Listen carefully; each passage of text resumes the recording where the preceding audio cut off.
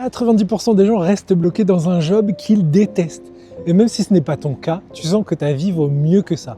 Peut-être que tu t'ennuies profondément, que tu n'évolues plus depuis des années, ou que tu as l'impression de passer à côté de quelque chose de plus grand. Peut-être que chaque jour ressemble au précédent et que l'idée même de continuer comme ça encore des années te semble insupportable. Tu crois que c'est ton salaire qui te retient prisonnier, tes crédits à payer chaque mois, la peur d'échouer ou d'être jugé par tes proches, ou peut-être simplement la peur de perdre cette sécurité que ton CDI semble t'offrir. Non, la vraie raison est plus sournoise. C'est la prison mentale qui est invisible.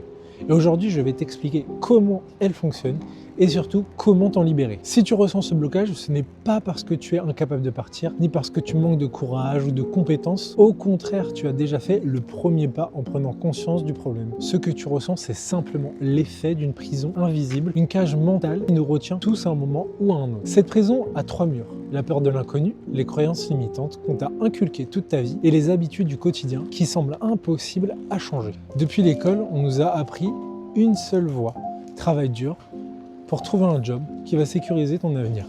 Personne ne t'a appris à créer de la valeur, à construire un revenu indépendant.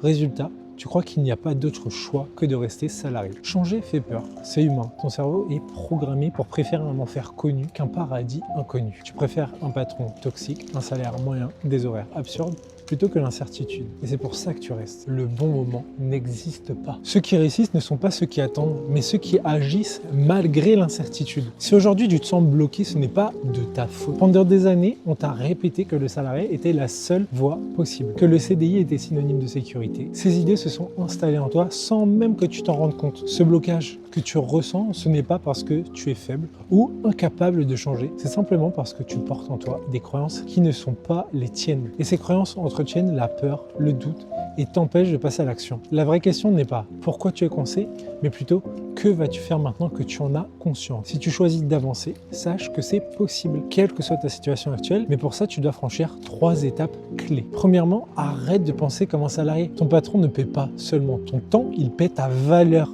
Ta priorité, c'est d'apprendre à créer de la valeur sans dépendre d'un CDI. Deuxièmement, tu n'as pas besoin de quitter ton job brutalement.